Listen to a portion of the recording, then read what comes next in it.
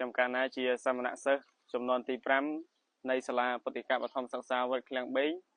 ដែលបានប្រឡងជាប់នៅនិទេស A ទូទាំងខេត្តសៀមរាបនៅក្នុងឆ្នាំ2025នេះចំការណាសូមនមស្ការចំពោះព្រះថេរានុថេរៈគ្រប់ព្រះអង្គព្រះចៅអធិការគ្រប់វត្តទាំងអស់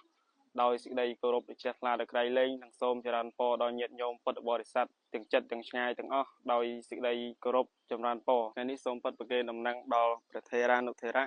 ញោមញាតិចិត្តឆ្ងាយទាំងអស់ឲ្យបានជ្រាបថាសាលាបតិកៈនឹងបើកទទួលសាមណសិស្សសម្រាប់ឆ្នាំសិក្សា2025-2026ចាប់ពីថ្ងៃប្រគេនដំណឹងនេះតទៅការទទួលសាមណសិស្សឆ្នាំសិក្សាថ្មីគឺទទួលតែ2ថ្នាក់ប៉ុណ្ណោះគឺថ្នាក់ទី1និងថ្នាក់ទី2បើសាមណសិស្សឬញោមញាតិដែលមានកូនបួសឬចៅបួសចង់យកលោកកូនមកសិក្សានៅសាលាបតិកៈបឋមសិក្សាវត្តឃ្លាំងបេងសូមតាក់ទងតាមរយៈលេខទូរស័ព្ទ017 29 7717ឬតាមเพจវត្តឃ្លាំងបេងឬក៏ Facebook លោកគ្រូសូត្រស្ដាំវត្តឃ្លាំងបេងក៏បានសូមបញ្ជាក់សាមណសិស្សដែលនិមន្តមកត្រូវភ្ជាប់ជាមួយនៅសម្បត្តិកំណើតសង្ឃដីកាចំពោះទូរស័ព្ទគ្រប់ប្រភេទគណៈគ្រប់គ្រងមិនអនុញ្ញាតឲ្យសាមណសិស្សដែលស្នាក់អាស្រ័យរៀនសូត្រប្រើប្រាស់ទេបើមានទូរស័ព្ទគណៈគ្រប់គ្រងដកហូតទុកសិន